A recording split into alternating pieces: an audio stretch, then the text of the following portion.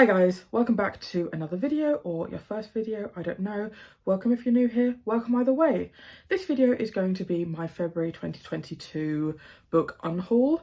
I ended up, one, DNFing a bunch of books in my February reading, and two, I was restructuring my read novels and read comic shelves to try and even out the distribution. So I got rid of a bunch of comics that I don't want anymore. So this is going to be quite a long video because I have, let me double check. So yeah, I have 34 books to get to, so let's just jump in. The first sort of series I'm getting rid of is a series of comics called Identity, or it's kind of spelt with a gap, so ID Entity. I'm not sure, but this is the first volume, and I DNF'd this month. I'll talk more about it in my wrap up, but this didn't work for me, and therefore, I mean, I picked these all up at charity shops realistically. I picked this up for £1, probably all the others for £1 as well, and yeah, no need to keep any of these given the fact that I DNF'd this one, so these are leaving my shelves. These ones I didn't reread, but I just decided that I'm not going to reread them, so it's time they went, and this is all the Black Butler comics I have as of now. Ever since I first read them, I really enjoyed them. I really liked the darker topics, but I have never made any move to reread any of these, so I will be unhauling these as well. The next one I'm unhauling, not because I don't think it's a very good book, but I don't think I'm going to read it. I'll explain more. So I'm getting rid of Double Cross by Malorie Blackman. Now, I very recently hauled this one, and the reason why I'm getting rid of this is because I read read Noughts and Crosses earlier this month, and I really enjoyed it, but I thought that it was very intense and very dark, and I don't think I am ready to fully read the rest of this series at this point in my life. It's also quite a damaged copy, so I think if I do want to read these in the future, I'll probably pick up the audiobooks for them and see what happens, but I don't want this to sit on my shelf if I know I'm not going to read it, despite the fact that I highly recommend this series. It's essentially set in a future world where racism has been flipped, so white people have been suppressed by black people, and it is about how that world operates. It's an incredibly interesting story. I can definitely tell why this has received multiple adaptations. I know there's been several play adaptations. I know there's been either a movie or a TV series, and also several cover changes to keep this relevant in sort of young people's literature. So I think these books are very good, but I don't see myself returning to this anytime soon, so this is going to get donated. Here we have another completed trilogy that I'm unhauling, and that is the Kane Chronicles. So we have the Red Pyramid, the Throne of Fire, and the Serpent Shadow. I don't know if those are in order. Pretty sure the Red Pyramid was first. So it has been a while since I tried to read anything. I hate these covers, by the way. Look how ugly that is. It's been a while since I tried to read anything by Rick Riordan not set following Percy Jackson and that group of characters, and the main reason why this book specifically didn't work for me, so I tried reading it this month, I got a little bit in and I decided to give up on it, and I'm still interested in reading a lot of other Rick Riordan's novels, but, and this is going to be a completely personal preference, I am not a big fan of magic systems that but involve sort of controlling like a magical avatar. Like, that has never been something that I've gravitated towards in terms of magic systems, and I think that something that really appealed to me about the Percy Jackson books was that I already had a pretty good idea of a lot of the Greek gods and goddesses, but I think because of my lack of knowledge in the area of the Egyptian gods and goddesses, I think that I was missing a lot of this, and I think it would have taken me a lot longer to get into. So yeah, I just think that if you are interested in Egyptian mythology, I think these are a really good sort of fictionalized version of that. And something I really enjoyed was the discussions about being mixed race and how that affect how people perceive you, because I'm mixed race and there are certain times where I look quite different from my mum. She's white, she has blue eyes, she has very pale hair. So if we're together and not with my dad, people often assume that we're not related. So I related very hard to that. There are two siblings in this novel and most of them assume that the sister is not related to the family. So I highly related to that. I think it was a really good discussion and I would recommend this if that's something that interests you, just not for me. Again, this is not a wrap up. What am I talking about? Another series where I have one DNF and therefore I'm getting rid of the other two volumes I have is The Royal Palace Goong, volumes 1, 4 and 6. Now, I, like most of the comics I pick up, I saw them at charity shops and I picked them up just to try them out. I'm pretty sure this is a debut series and I think the concept was really interesting. It's basically set in, was it Japan or Korea? Korea. But if they had taken on a sort of royal family like a lot of the West has, and it was an interesting concept. The issue I had with this and with a lot of comics is that I think it was relying on, not that it was relying too heavily on the comedy, because this is supposed to be funny. I think that it was relying too heavily on the artistic choice of warping the characters' faces to convey humour and emotion, but I think it went far too far. The character just didn't look the same depending on what page you were reading from. I think that it can be an interesting sort of way of depicting humour when it is done very sparsely, but it was every other pain in this comic and I just found it really annoying and not very funny, so these are leaving. I've just realised on the subject of Percy Jackson, I have got two other Percy Jackson books that I am getting rid of. I'm getting rid of Demigods and Magicians and Percy Jackson, The Demigod Files. So I've come to realise that I'm not a huge fan of the sort of short stories set in the Percy Jackson world. This one I did read to completion. This one follows both Percy and Annabelle and the siblings from the Kane Chronicles, and this one more follows sort of Percy for a couple of short stories.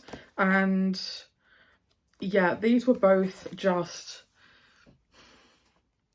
I think they felt a lot more juvenile because of, well, one, the age they're set for, but also with, unlike with his longer novels where you can spend a lot of time with the characters and really get to know the storylines and the new people that are introduced, in the format of a short story it just felt very juvenile and there wasn't a lot of time for development. So despite the fact that I finished this one, I didn't really enjoy these far too much. I gave this one 3 stars. I probably would have given this one 3 stars as well had I completed it, but I'm sure that someone else is going to love these, so these are leaving my shelves. So the rest of these, oh, I've got 2 more after this, but the rest of these are all comics where I only had the first volume and I decided to just try it out, see what I thought. The first is going to be Familiar from my haul for the month, and that is this one, Yotsuba and I, volume 1. This one has been recommended to me a ton. I don't really know why. I think it is well loved, but as I was reading it I was like, this is really for kids. I really like comics that deal with very dark topics. I do not think by any means that all manga is targeted towards kids, and I think that can be a dangerous sort of opinion to have if you're then not being aware of the sort of comics that kids are consuming, because a lot of them deal with very adult themes. So yeah, I think this one was good. The art style was good, but just way too young for me. This one is Category Freaks Volume 1 This one, I loved the art style and I loved the concept. This one had a really good sort of beginning, and then it sort of fell into the trope of not really building to anything. There was a few sort of stories where things just sort of cut off and then you kind of never hear about it again. It doesn't get brought up. It's not like a cohesive plot, really. So this was just too bitty for me, and because of that it became quite repetitive, even though I was enjoying the concept. So it's a shame about this one because this does have the sort of darker tone to it that I tend to like, but yeah, not for me. This next one is Innocent W. I tend to really like this sort of older art style. Let's see if I can find a good page. This sort of art style, so I really enjoyed that. But this one had the same problem as the Royal Family one, in that this relied way too heavily on the warping of the characters in order to display humour, and it just came across as quite juvenile and didn't really work for me after like the third time they did it, by the third page. I think this was also incredibly gory to the extent that it really didn't need to be. It wasn't conveying anything. Like the very first page, really, after they've got through the sort of introduction of the characters, is a girl literally having her leg blown up. And of course the artist made sure that you could see right under her skirt, and that was clearly a very important thing to put across. And it just put a bad taste in my mouth. I was like, one, did we need all that? And two, why is it important to see up a teenager's skirt? Like it really sort of sat weird with me, so I was like, no, not for me. And the final comic I DNF'd was Narration of Love at 17, Volume 1. Now this is going to be a relatively stupid reason for DNFing a book, because basically when I bought this I thought it was gay. I thought this was a young boy, because I find that especially with this very old art style, it's very difficult to tell young boys and young girls apart. So I really thought this was going to be gay, and it wasn't, and I was disappointed. So I already went in with negative expectations. But also I think that the main character was quite rude and quite jaded, and I think that she was she had a crush on someone that wasn't not requited, that wasn't reciprocated, and she wasn't communicating with him, and she was just being a bit of a twat. So yeah, I didn't have this one, didn't really like it, that's going. And the last two books I have here are novels.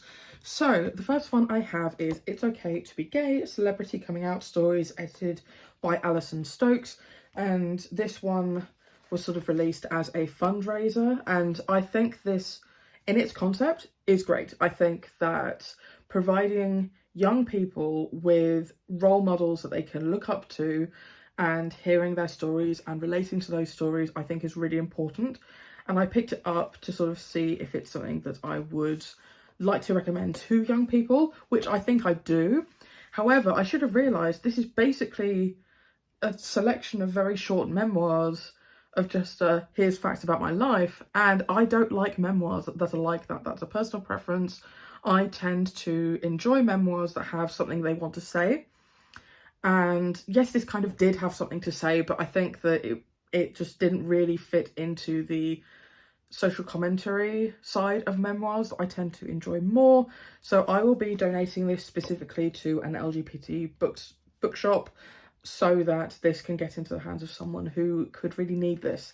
So I hope this does well, and if this is something that you think a young person in your life would really benefit from, or say a school library would really benefit from, I highly recommend speaking to them and seeing if they can get a copy, because I do think this can do some good. It's just not the book for me. Again, this is not a wrap-up. What am I talking about? And the final one is another book that I tried to read this month and just didn't work for me. This is Rainbow Milk by Paul Mendes. Now, this, I think, will do very well. I think that it's I think it's a sort of story that tends to do very well. Again, very good gay representation. However, I had, first of all, an issue getting into the writing style. I normally pick up books and I put the audiobook on and I just hike it up to 2 times speed immediately. But with this, and I think this comes from a place of privilege on my part, I really couldn't understand his accent. It was a very thick Nigerian accent, I believe. And I was like, right, okay, I'm not understanding what's actually going on. I'm not taking anything in. So I tried slowing it right down. That didn't really work. So then I switched to the physical story. And despite that working for me more in terms of actually taking things in, I wasn't as interested in the story. I picked this one up for a book group, and I think actually looking at the back, I don't think I would have picked this up on my own. But again, I will be donating this to my local, not local, it's in London, but I will be donating this to Gays the Word so that someone who really wants gay representation can get it. So I haven't really explained this very well. I'll explain more in my wrap up, but if this does sound like something that could really work for you, I highly recommend picking it up. It's great to see more diverse voices in the publishing industry, but this didn't work for me. So that was a pretty long unhaul, and I'm really happy with the sort of ratio of haul to unhaul books that I'm going for at the moment. But I did have a lot of DNFs this month, but I also had a bunch of books I really loved. So I will be going through those very soon and putting out a video on that. And so if you want to see that video and get notified when it comes out, do subscribe down below. I would love to hear about a book that you have either bought or decided you didn't want anymore recently, and I will see you in my next video. Bye.